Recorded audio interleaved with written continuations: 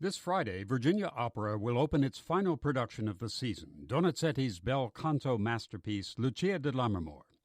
Singing the challenging title role will be Rachele Gilmore. Though new to Virginia Opera, Ms. Gilmore has established herself as one of the finest coloratura sopranos singing today, with performances in opera houses around the world. Her Metropolitan Opera debut was in 2009, when, with less than 4 hours' notice, she stepped in to sing the role of Olympia in The Tales of Hoffmann, interpolating a high A-flat into the aria, which is still being talked about in operatic circles. She has sung Lucia several times in her career. I sang Lucia for the first time before I turned 30, and I think I was 29, and it was right after my Met debut, as a matter of fact. And I think, when you're first learning a role like Lucia, it's quite extensive and quite complicated. And with a lot of bel canto, as I've learned throughout my career, is that you constantly are learning and you're constantly adding more layers than when you did the role the first, second, third, fourth time.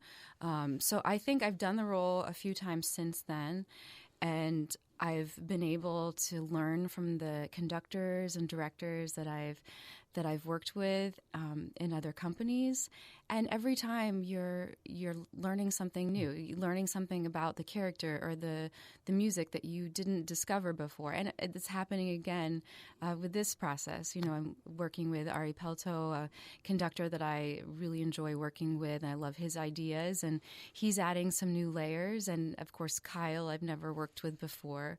So you're always learning with bel canto. It's a sort of a lifelong journey. Yeah.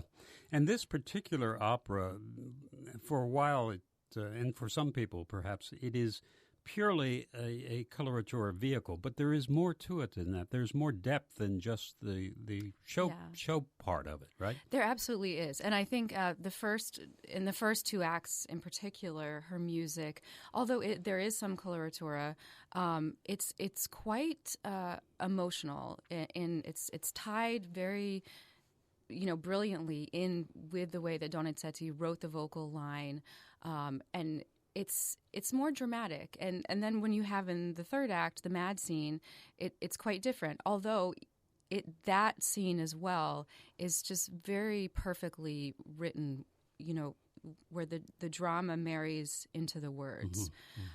So you sort of have to, it's not just about the fireworks. Right. You really have to understand the character, understand the flourishes and why she's doing them, and, always have some sort of reason behind it. Even early on, there are hints of what's to come. Yes.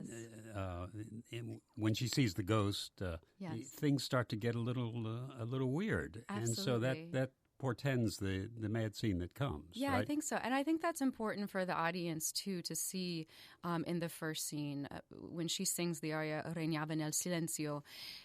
She's, sort of foreshadowing with the story of the ghost. And you sort of have to understand Lucia, and that, yes, she's in these circumstances where, it's a very patriarchal society, and she's a woman, she's a young woman in these terrible circumstances. But she herself is also, maybe a little elevated and not quite right in the head, as we would say today. Right, so you sort of right. have to see her go to a little bit of an extreme to understand then why that mad scene happens in the third act. Are there ways to interpret that? I know it's in the music, Yes. but you can be over the top mad, or you could be a bit restrained. Is there room to create?